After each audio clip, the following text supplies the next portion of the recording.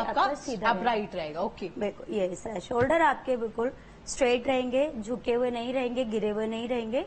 तो आपने देखा कैसे उन्होंने बताया कि आपका जो ये लेवल है ये एकदम स्ट्रेट रहने वाला है, ये आपका अंदर पोस्ट रहेगा और अपराइट आपका सिर्फ शोल्डर वाला जो इच एरिया है ये रहने वाला है। इसके साथ साथ आप अगर ये देखिए पूजा मैम की, मैं चाहूंगी कि आप पूजा मैम एक बार आप वो ध्यान लगाइए और ये जो पोजीशन मैं दिखाना चाहती हूँ दर्शकों को, ये हैंड की जो पोजीशन है, जो आर्म्स की पोजीशन है वो देखिए, ये मेडिटेशन का सबसे बेस्ट तरीका है। आपको इससे बढ़िया तरीका नहीं मिल सकता। मेडिटेशन करनी है, आप 5 मिनट इस आसन में बैठिए, मुझे ऐसा लगता है कि आपके जो तनाव है वो मिनटों में यूं ही मतलब छू मंतर हो जाएंगे, ऐसा कह सकते हैं पूजा जी। अब आप आगे की तरफ घूम सकते हैं। और मुझे ये बताइए कि जो फीमेल्स होती हैं, क्योंकि वो मेडिटेशन तो बहुत ज्यादा हो जाता है, मतलब इतना समय नहीं है मेडिटेशन के लिए, इट विल रिक्वायर टाइम, तो उनके लिए कुछ आसन मैं चाहूंगी आप 2-4 बताइए। बिल्कुल बिल्कुल। तो इसी में हम उनके लिए चक्की आसन, मतलब सबसे तो मुझे ऐसा लगता है कि पुराने जमाने से आपका चला रहा है और अभी भी फायदेमंद। आपकी साइड की चर्बी कम होती है इससे पूरी तरह से। इस तरह से हम मुट्ठी लॉक कर लेंगे अपने हाथ को और पूरी तरह से जितना आप बाहर की तरफ जा सकते हैं स्ट्रेच करते हुए, जितना पीछे आएंगे उतना आपके लिए अच्छा है। इस तरह से घुमाते हुए पूरा सर्कल बनाने की कोशिश करेंगे। पंजे हमेशा आपको याद रखने हैं बाहर की तरफ होंगे।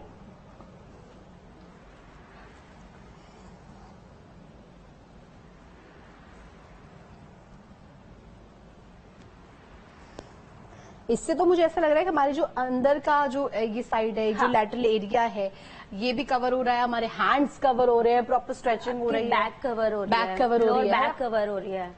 इससे हमारे स्टमक पे भी क्या बिल्कुल कोर, मुझे ऐसा लगता है इससे मजबूत होगा। कोर आपका मजबूत होगा, आपकी पाचन क्रिया भी अच्छी होगी।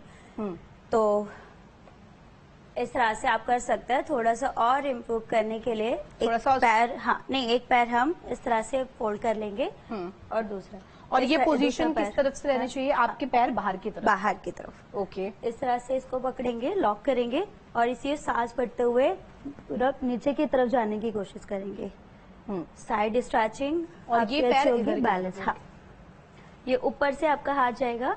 गुड। ये 1 2 इस तरह से आप इसे होल्ड भी कर सकते हैं और 1 बाय 1 भी कर सकते हैं।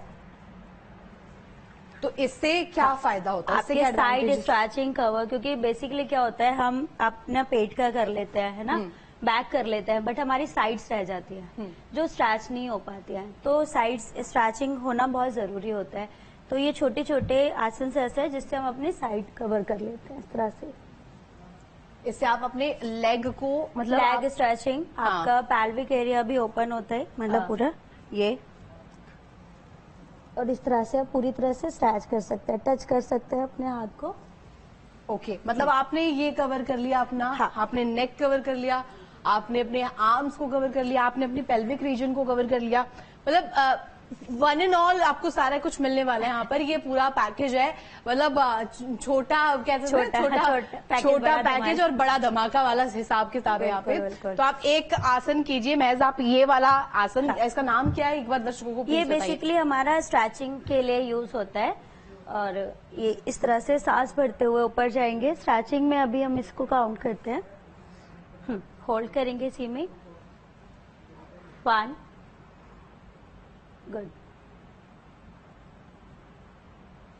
ये पोजीशन बिल्कुल सही थी, मुझे तो मतलब ज्यादा पता भी नहीं है, लेकिन अच्छा था। मैं कोशिश कर रही हूँ पूजा जी। इसके बाद हम अपने लेग्स को शेक कर सकते हैं जितना भी। ओके, इससे हमारे एक्टिवेट हो जाएंगे सारे सेल्स, थोड़ा ब्लड सर्कुलेट होगा।